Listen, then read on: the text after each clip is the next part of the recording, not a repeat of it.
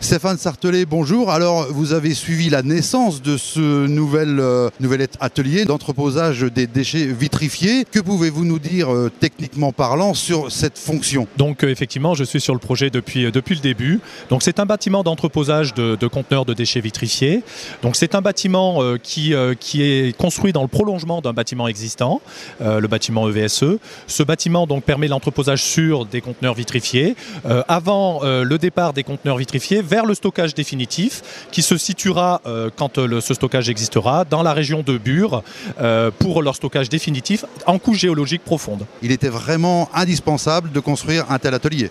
Oui, c'était une donnée essentielle du projet depuis le départ. Il fallait qu'on soit prêt avant la saturation des entreposages qui existaient sur l'établissement.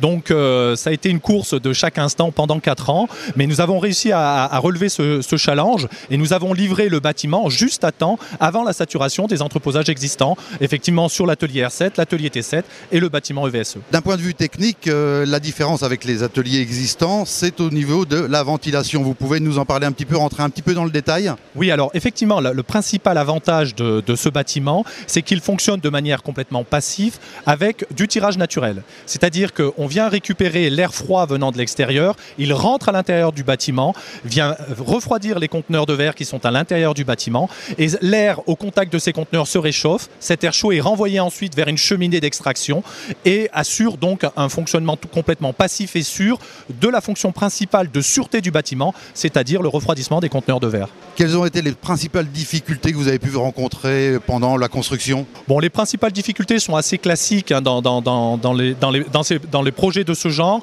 essentiellement concentrés sur la réalisation du génie civil.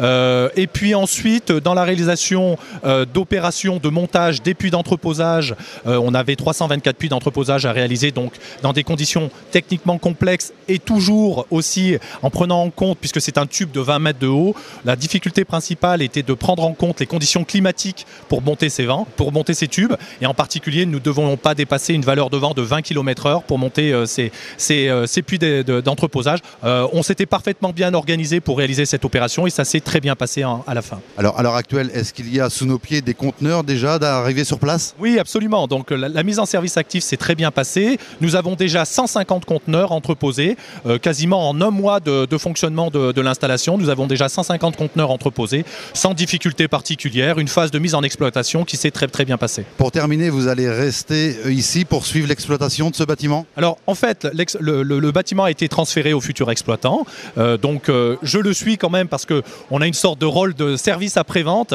En cas de difficulté rencontrée dans l'exploitation, le projet continue d'apporter son expertise pour résoudre ces problèmes. Bon, je suis appelé à d'autres fonctions ensuite sur l'établissement pour gérer d'autres projets. Stéphane Sartelet, merci. Je vous en prie, merci.